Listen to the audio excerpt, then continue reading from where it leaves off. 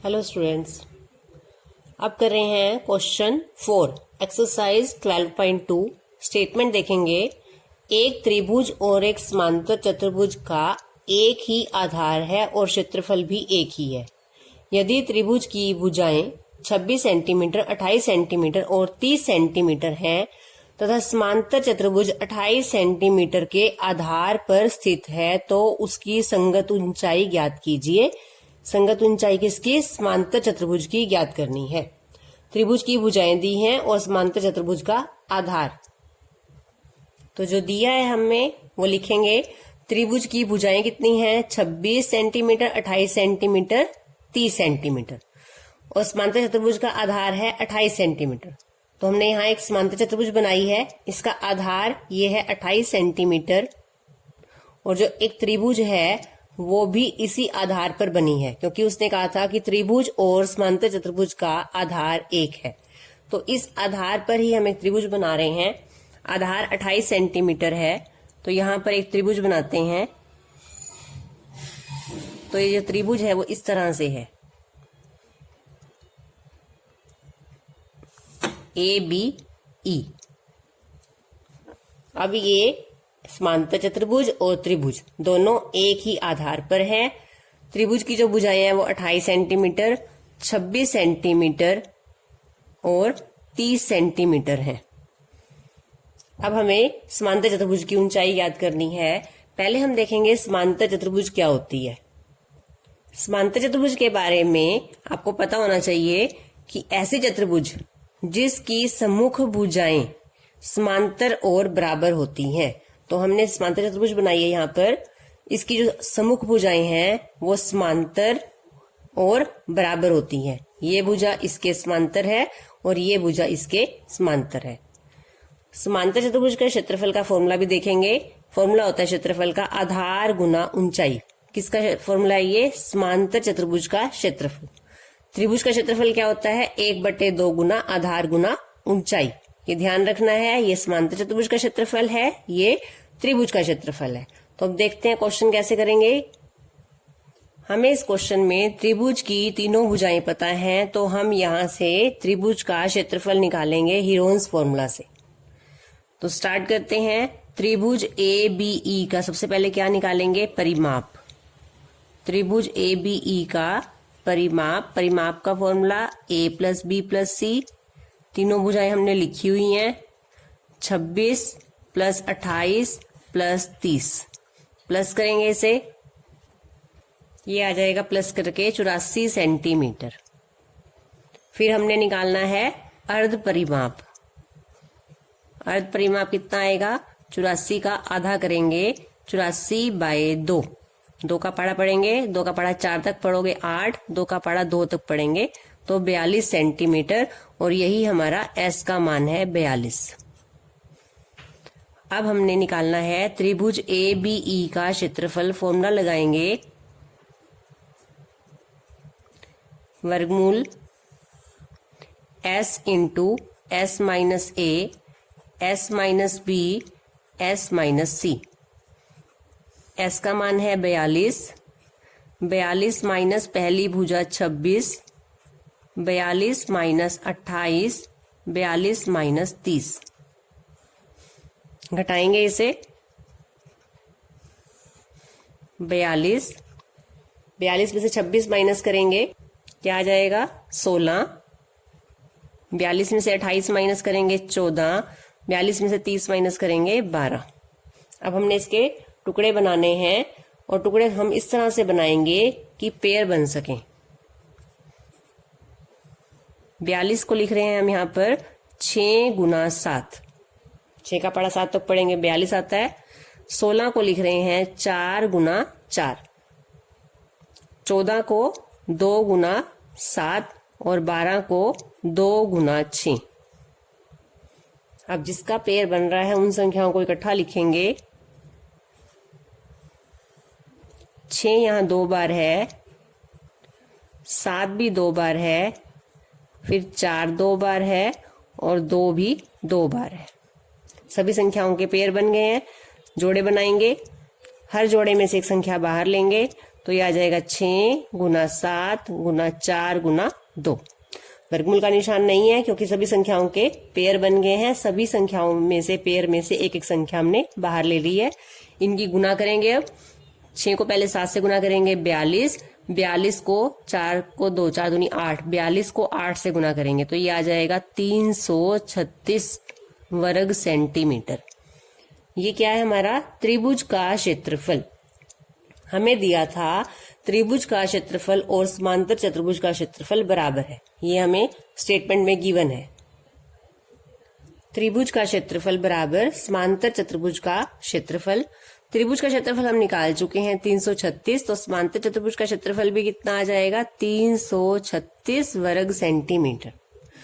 अब चतुर्भुज के क्षेत्रफल का फॉर्मूला भी हमने किया था। क्या फॉर्मूला होता है? आधार गुना ऊंचाई बराबर 336 सेंटीमीटर स्क्वायर। आधार हमारा समांतर चतुर्भुज का था 28 और ऊंचाई हमने निकालनी है बराबर 336। ऊंचाई निकालनी है तो 336 बाय 28।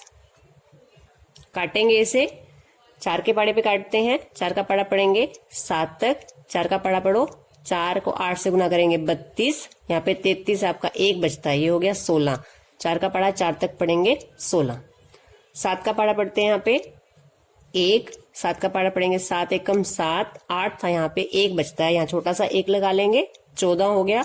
7 का पाड़ा 2 तक पढ़ेंगे 14, तो ये आ गया 12 सेंटीमीटर। ये क्या है? हमारी समांतर चतुर्भुज की ऊंचाई, और यही हमने ज्ञात करनी थी। समांतर चतुर्भुज की ऊंचाई बराबर 12 सेंटीमीटर। नेक्स्ट क्वेश्चन करते हैं। एक सम चतुर्भुजाकार घास के खेत में 18 गायों के चरने के लिए घास है। यदि इस सम चतुर्भुज की प्रत्येक भुजा 30 मीटर है और बड़ा विकर्ण 48 मीटर है, तो प्रत्येक गाय को चरने के लिए इस घास के खेत का कितना क्षेत्रफल प्राप्त होगा? एक बार इसे समझेंगे कि एक खेत है, सम चतुर्भुजाकार है, उसमें 18 गायों के चरने के लिए घास है। घास कहाँ होगी? खेत के अंदर होगी। अंदर यानी कि अंदर वाले हिस्से को कहते हैं क्षेत्रफल। इसका मतलब जो उस खेत का क्षेत्रफल है उतने हिस्से में 18 गायें घास चर सकती हैं। और इस सम चतुर्भुज की प्रत्येक भुजा 30 मीटर है और विकर्ण 48 मीटर है, तो एक गाय को चरने के लिए कितना क्षेत्रफल होगा? तो हम कुल क्षेत्रफल निकाल के, वहां पर 18 गायें घास चर सकती हैं, तो एक गाय के लिए तो 18 से उस क्षेत्रफल को भाग कर देंगे। तो सबसे पहले हमें निकालना है सम चतुर्भुज का क्षेत्रफल। सम चतुर्भुज आकृति क्या होती है? जिस चतुर्भुज की चारों भुजाएं बराबर होती हैं। तो इस तरह से हमने आकृति बनाई है। ABCD एक सम चतुर्भुज है, इसकी प्रत्येक भुजा 30 मीटर है, तो इसकी चारों भुजाएं 30 मीटर हैं। ये वर्ग नहीं है, वर्ग की भी चारों भुजाएं बराबर होती हैं, परंतु वर्ग के चारों कोण 90 डिग्री के होते हैं। यहाँ पर इस चतुर्भुज के कोण 90 डिग्री के नहीं है। इस चतुर्भुज की चारों भुजाएं बराबर हैं और बड़ा विकर्ण 48 मीटर है। अब विकर्ण कौन सा होता है? A से C को मिलाएंगे तो एक विकर्ण, B से D को मिलाएंगे तो दूसरा विकर्ण। प्रत्येक चतुर्भुज के 2 विकर्ण होते हैं, तो एक विकर्ण इसका 48 मीटर है, तो हम A से C को मिलाएंगे तो जो ये विकर्ण की लंबाई है ये 48 मीटर है।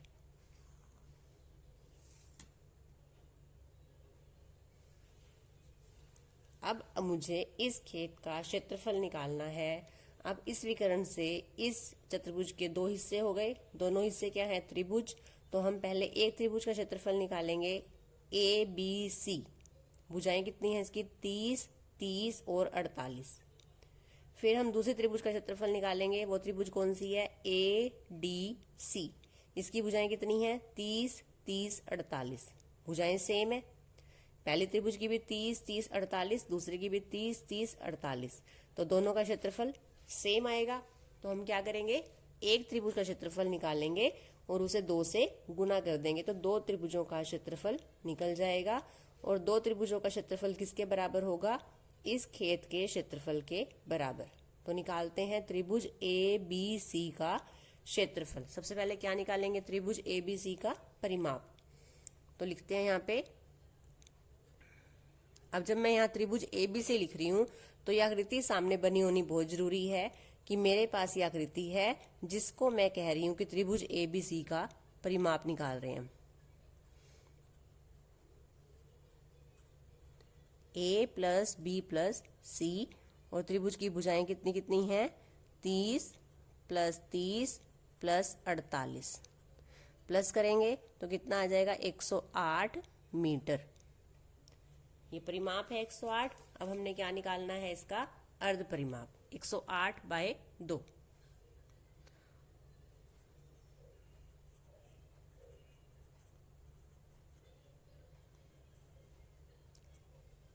एक 108 का आधा करेंगे, 2 का पाड़ा पढ़ेंगे, 2 का पाड़ा 5 तक पढ़ेंगे 10, 2 का पाड़ा 4 तक पढ़ेंगे तो 8, 54 सेंटीमीटर। और यही हमारा एस का मान है। ये आकृति बनाने से हमें यहाँ कुछ भी नहीं लिखना, क्योंकि आकृति से हमें समझ में आ रहा है कि हम इस हिस्से का क्षेत्रफल निकाल रहे हैं। तो हमने डायरेक्ट लिखा है त्रिभुज एबीसी का परिमाप। नहीं तो आपको सारा लिखना पड़ेगा कि जो ये 48 मीटर है भुजा, ये इस खेत के 2 हिस्से कर रही है, फिर हम 2 त्रिभुजों का क्षेत्रफल निकाल रहे हैं। तो उससे हमने क्या किया है? आकृति बनानी है सामने, और उससे साफ ये हम पे दिख रहा है कि हम पहले त्रिभुज एबीसी का क्षेत्रफल निकालेंगे, फिर एडीसी का निकालेंगे, दोनों को प्लस कर देंगे तो हमारे पास खेत का क्षेत्रफल आ जाएगा। अब हमने निकालना है त्रिभुज एबीसी का क्षेत्रफल। फॉर्मूला लगाते हैं यहाँ पर। त्रिभुज एबीसी का क्षेत्रफल वर्गमूल S into S minus A, S minus B, S minus C. मान रखेंगे यहाँ पे। एस का मान है 54, 54 माइनस 30, 54 माइनस दूसरी भुजा भी 30, 54 माइनस 48। घटा लेंगे इसको। 54 इंटू 54 में से 30 गए 24, 54 में से 30 माइनस करेंगे 24, और 54 में से 48 माइनस करेंगे, ये आ जाएगा 6। अब हम यहाँ देख रहे हैं कि 24 और 24 का तो पेयर बन रहा है। अगर हम इसके छोटे टुकड़े ना बनाएं तो इसका पेयर बन जाएगा और वर्गमूल में से 24 बाहर आ जाएगा। तो हमें अब 54 और 6 के ही टुकड़े बनाने हैं। सबसे पहले 54 के टुकड़े क्या बनाएंगे? 6 गुना 9। 6 गुना 9 54 होता है। 9 के फिर से टुकड़े बना देते हैं, 3 गुना 3। उसके बाद क्या है हमारा? 2 बार 24 और फिर है 6। एक बार देखेंगे, ये थी हमारी संख्या 54, 24, 24, 6। 54 को हमने लिखा 6 गुना 9। 6 गुना 9, 9 के टुकड़े कर दिए 3 गुना 3। उसके बाद 24 गुना 24 2 बार। उसके बाद 6 को ऐसे ही रखा क्योंकि 6 का यहाँ पे पेयर बन रहा है। तो अब जोड़े बनाते हैं इसके। 24 24 का बन रहा है, 3 3 का, 6 और 6 का। अब हम क्या करेंगे? हर पेयर में से एक संख्या वर्गमूल से बाहर ले लेंगे। तो ये आ जाएगा 6 गुना 3 गुना 24। 6 गुना 3 गुना 24, और इसे आप गुना करोगे 6 3 18, 18 की 24 से गुना करेंगे तो ये आएगा 432 वर्ग मीटर। ये हमने निकाला है एक त्रिभुज का क्षेत्रफल। अब हम दूसरे त्रिभुज का क्षेत्रफल, क्योंकि भुजाएं सेम है 30 30 48, दोबारा से परिमाप निकालेंगे तो फिर से 108 आएगा। अर्ध परिमाप 54 आएगा। क्षेत्रफल फिर से निकालेंगे तो वही हमारा 432 आएगा। तो हम यहाँ पर सीधा लिख रहे हैं त्रिभुज थी हमारी एडीसी। यहाँ देख लेंगे आकृति में एडीसी, जो दूसरी त्रिभुज है लिखेंगे यहाँ पर। त्रिभुज एडीसी का क्षेत्रफल बराबर है त्रिभुज ए बी सी का क्षेत्रफल, जिसका भी हमने निकाला है। और कितना है? बराबर 432 वर्ग मीटर। अब हमने क्या लिखना है? खेत का क्षेत्रफल। कितना हो गया? पहले त्रिभुज का 432 था, दूसरी का भी 432 है। दोनों को प्लस कर देंगे तो आ जाएगा 864 वर्ग मीटर। ये अब आ गया हमारे पास खेत का क्षेत्रफल। इतने क्षेत्रफल में 18 गाय घास चर सकती है, और हमने बताना है एक गाय को चरने के लिए कितना क्षेत्रफल प्राप्त है। इकाई लगाएंगे, 18 गायों के चरने के लिए क्षेत्रफल कितना है? 864 मीटर स्क्वायर। तो एक गाय को चरने के लिए क्षेत्रफल कितना है? क्या करेंगे यहाँ पर? 864 को 18 से भाग करना है। 864 को 18 से भाग करेंगे, आप यहाँ भाग करके देख सकते हो साइड में, ये आपका आ जाएगा 48 मीटर स्क्वायर। तो यही हमारा आंसर है। एक गाय को चरने के लिए 48 मीटर स्क्वायर क्षेत्रफल प्राप्त है।